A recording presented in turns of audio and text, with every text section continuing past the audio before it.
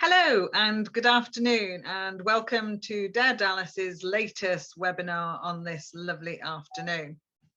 We're delighted to have you with us, and apologies that we've not been with you in the last couple of weeks, but it's been a busy time and we've been out and about.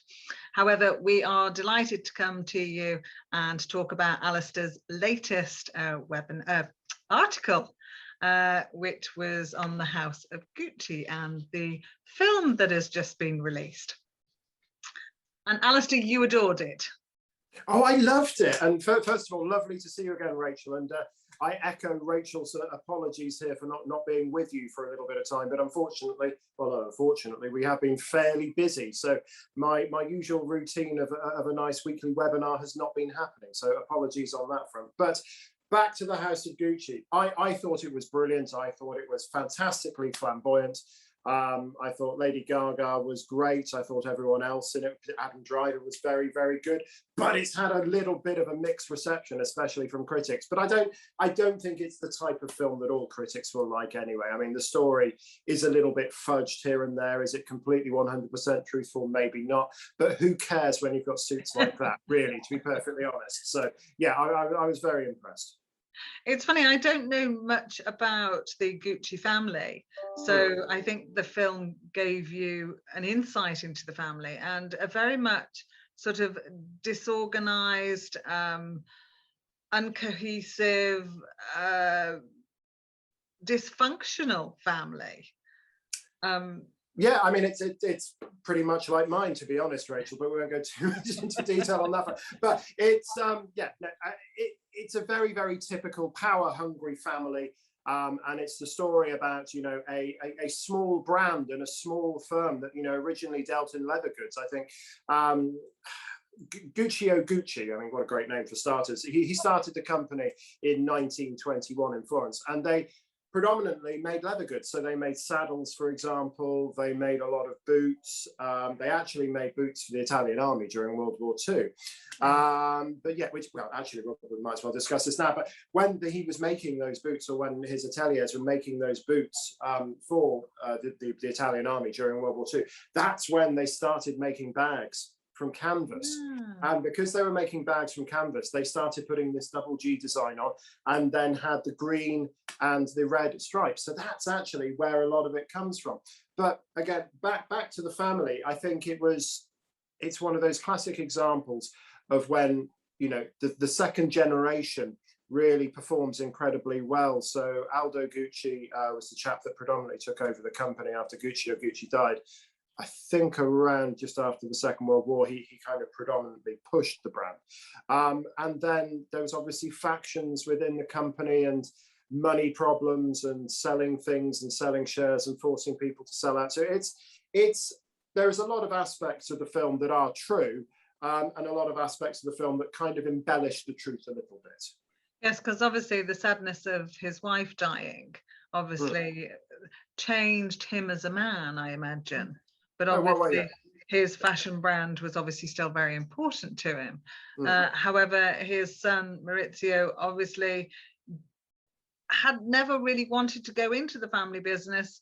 However, obviously his power-hungry wife wanted him to go into the business. I like the way that it's typically Italian, though, because in the start of the film, he's washing vans, but he is possibly the best fitted boiler suit I've ever seen in my entire life. So you have to say that. But it's so funny, though. It's if you go to Milan, and you know, we've both been to Milan a reasonable amount, but even the police officers and even the traffic wardens are impeccably dressed. I think the traffic wardens' outfits are actually made by Prada, or designed by Prada at least.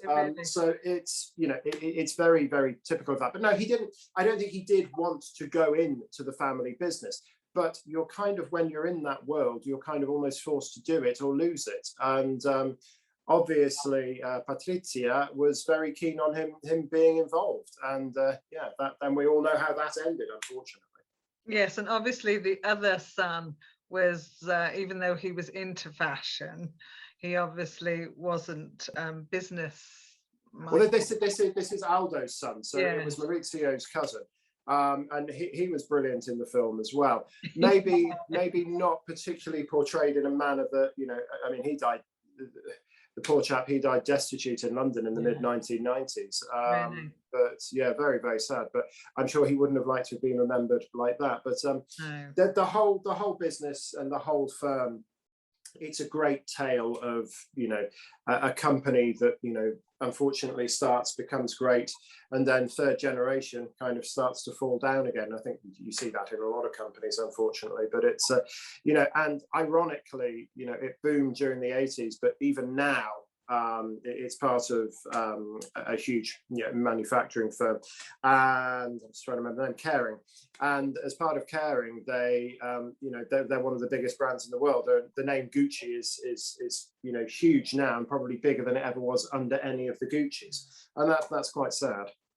And obviously no longer in family hands, and no longer in family members working in there. No, and I think the problem with Gucci was, as the film portrays quite correctly, Aldo Gucci was basically at the forefront of the company, and they basically, well, grassed him in, really, and said, you know, you haven't been doing your taxes right, and so he got sent to jail.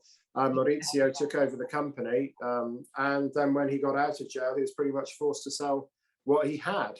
And then eventually, one of the great points of the film actually is when Maurizio is called in and he's being told he's going to get bought out.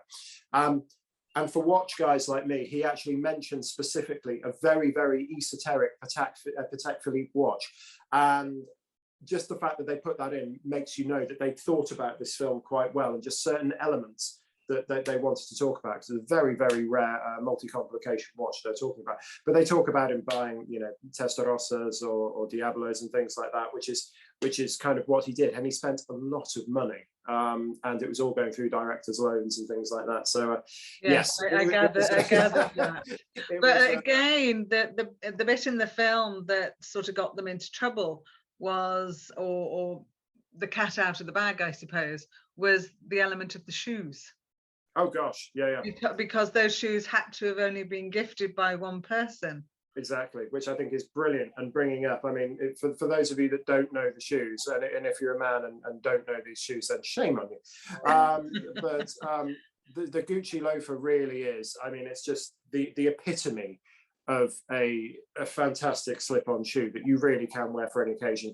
Personally, I prefer them in brown, but it's, yeah, I mean, they are just, there is no better slip-on shoe. Close Ferragamos, there are a couple that are quite nice, but nothing really, you know, it is the quintessential shoe. But yeah, in the film, apparently I think they were gold lined, and gold being kind of gold leaf lined. Supposedly it was too expensive to do them, but they are beautiful, beautiful shoes, absolutely stunning things. And how expensive, Alastair? Well, for a pair of Gucci loafers, 800 quid, not a lot of money. And you know, they're brilliant shoes, and you can have them resold as many times as you like, and they'll last forever. And the better worn they are, the better they look. And that's a good pair. You can probably get a pair for 600 quid. You know, they're good shoes. I was amazed in the film because obviously I know of Tom Ford, and we know lots of our clients wear Tom Ford, but I didn't realize where he started. That was his big break. And obviously that was his big break. And, you know, it was interesting because obviously, you know, an Italian company trying to revive themselves, you know, where they'd sort of lost favor with, I'd say both designers, and had slightly become a bit of a you don't want to work for that business scenario. Yeah, it's bizarre. I think the problem was Gucci was stuck in this really, really difficult place because they've got a brand that had started to become really, really, really big. And because they'd started to become really, really big, the major problem, and it touches on it briefly, is the counterfeiting that started to come in. And because of that counterfeiting, their brand value had started to go down, because nobody actually wanted to go and spend a couple of grand on a Gucci handbag because they'll see one of them in a dodgy market down the road. And this was a major problem. And I think throughout the 90s, Gucci had one of the biggest kind of number of lawsuits that were actually placed on other companies, and trying to trademark double Gs and things like this. It was really, really interesting. But Gucci at this point, they weren't neither here nor there. They weren't couture anymore, and they weren't popular enough, or not popular, but they weren't saleable enough because of the actual value of the items, that they were going anywhere. And Tom Ford was brought in to try and, as you say, rejuvenate the brand. And he managed it successfully. And actually, after Maurizio was shot, he ran the company effectively for about 2 or 3 years after that. Okay. He stayed at Gucci for quite a long time before actually forming Tom Ford. So what was the story about the shooting of Maurizio? Obviously, without prejudice, and I don't want to kind of say anything wrong here, but my understanding of it is, I think legally that should get me out if I've made any mistakes here, but my understanding of it is that when Patrizia and Maurizio decided to separate. Now, in the film, it kind of says that Maurizio was kind of pushing for it, but actually Patrizia divorced him. So it is completely the other way around. But again, artistic license. Artistic license, it's fine. But the situation under Italian law is that when he remarried, her alimony payments would be cut by 50%. And at this point, she was still under Italian law entitled to the whole estate, even though they were going through divorce. Now, when he remarried, because he was planning to remarry, I'm not sure if they touched that on that in the film, maybe they did. But because he was planning on remarrying, as soon as he got remarried, Patrizia's alimony would just literally be cut in half. So that is why it kind of went off. And I don't think there was, it's not kind of the kind of story where there were all these lurid affairs and things like that, because quite clearly they weren't. There was just, the marriage wasn't working, and unfortunately that's kind of the way it went. I'm sure there were things that nobody will know about, but it's it wasn't, to try and make a story out of that part of it, I think is difficult, hence the fact that I think they emphasized the fashion side of things and the story leading up to it, because in fact pretty much the story ends with the shooting. There's no huge court case or anything else like that. It's the lead up to it. So obviously, what are Gucci famous for? Bags, shoes, fashion? Well, we've seen the shoes. Now, my favourite thing that I mentioned in my article, and I still think it is, if there's one thing from Gucci that I think pretty much sums them up, it's this, because it's kind of a little bit of the old and a little bit of the new. So this is the 1947 bamboo bag. So Gucci, being well known as leather workers, the patina that they managed to get from their leather around this period was just exceptional. This is a modern bag, this one. This isn't, one from 1947. But effectively, apart from the fittings and apart from a little bit maybe on the straps, it's pretty much the same bag. The outline is certainly the same. And it's timeless. I think it's brilliant. And for a lady's handbag, and I think I mentioned in my article, a little brown bag like that, you can take to the polo, you can put your wallet and your lipstick in it, or you can take it out to dinner, and it doesn't look out of place in either. You take a Chanel clutch or something, and you'll just look a bit silly taking it to, the polo or the rowing or something like that. Whereas this, you can pretty much use it anywhere. And I think it's just a really, really good example of what it is. Now, I said also in my article about the fact that the prices on these recently, again, they've been subject to the fact that lots of items like this are going up in value just because of the replacement value. Now, this is a moderately cheap bag. Gucci stuff is designer, but it's not ridiculously high end. So you can go and buy one of these for, $2.5 grand. This one may be about 2.8, something around there. But 5-8 years ago, they were like 1,500, 1,800 quid. So they've actually gone up pretty much by 50-60%. So to replace something that you bought 10 years ago will be quite a significant amount more than you paid for it. And it's just a pretty little thing, isn't it? But I think, as we're seeing with everything that we're looking at the moment, that supply and demand, and also the fact that prices have gone up, and significantly in some categories, which is why it's so important to keep an eye on those values, because the last thing you want to find out is, should you suffer a loss, that you're not going to be covered, and life could be very different. Yeah, no, absolutely. And I think Gucci at the time, when he brought these out, had a fantastic tagline that I think actually applies to lots of items like this today, which is "Quality is remembered long after price is forgotten," which I kind of like. And I think that sums up Gucci and a lot of really good quality designer goods, because ultimately, you'll have, you know, these things will last forever. You can have one for 10 years, and after you've paid £2,800 for it in 10 years' time, and you've had 10 years wear out of it, it's less than £300 a year for a fantastically great bag. I think at the moment as well, a lot of people are copying that strap. You know, if you look around at different makers, you know, they do try, you know, other people's fashion designs. And of course, I mean, it happens everywhere, be it with Hermes, be it with Gucci, be it with Dior, be it with Chanel. Everyone, even YSL, Yves Saint Laurent stuff has, you know, been copied as well. You know, that it always trickles down. It always trickles down. But I think what the big guns do better than anyone else, and what they can't copy, is just the sheer quality and just the timelessness of it, because they're not playing to fashions. This is a design that, you know, is 70 years old, and it's still perfect. There's absolutely nothing with it. Like those loafers were designed in 1952. Absolutely perfect. So yeah, I mean, that you'll get copies of things, and you'll get people taking influence, certainly, but nothing beats the real thing. So where do they fit on the sort of collectability, you know, against Hermes and Louis Vuitton? You know, you mentioned that they're not as high end. No, and I don't think they would want to be in that position. I mean, the Hermes bag thing, if you've watched our other videos about it, it's just a phenomena, really. It's ridiculous what's happening with those, and a great example of where they will produce just slightly not enough, and that means that everyone wants one. These Gucci bags, you could go and buy one tomorrow. Probably not tomorrow at the moment, because there's slight import-export things, be it with EU and you know, various other problems that are going on.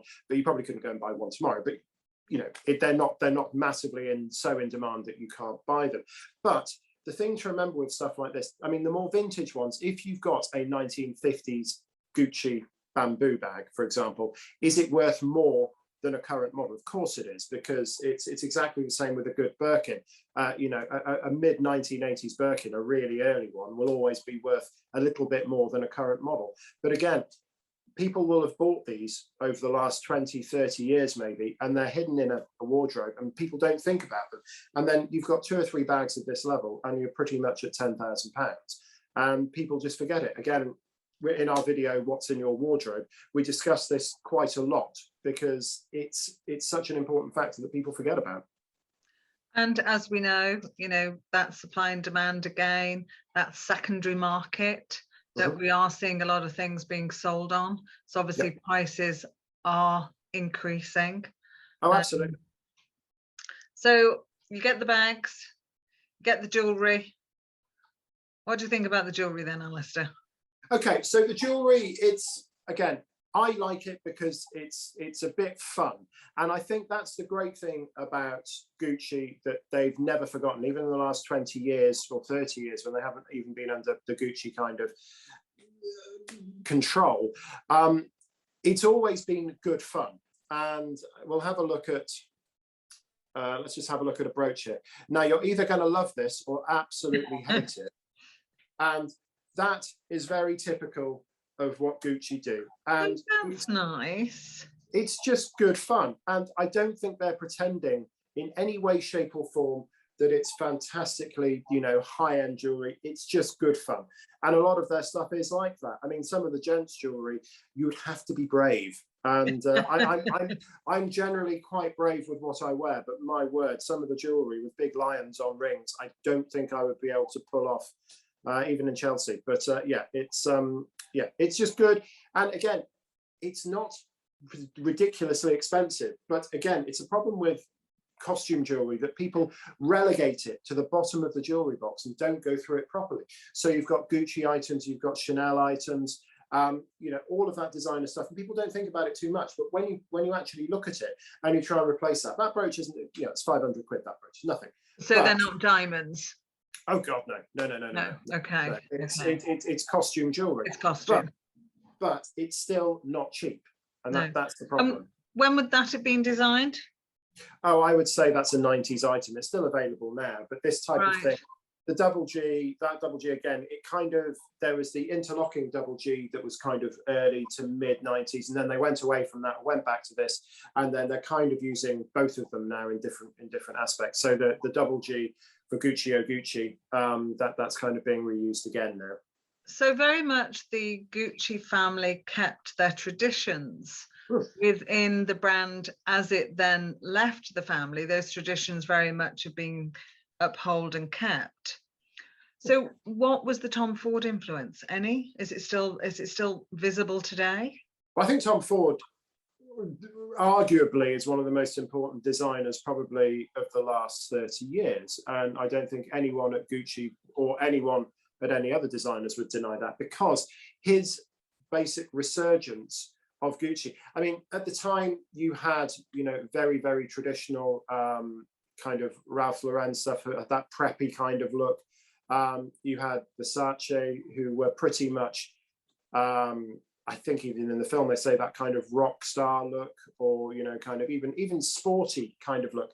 Yeah. And Gucci were almost dead in the water. They made fantastically put together suits, and some of their items were just absolutely gorgeous. Their ties have always been great.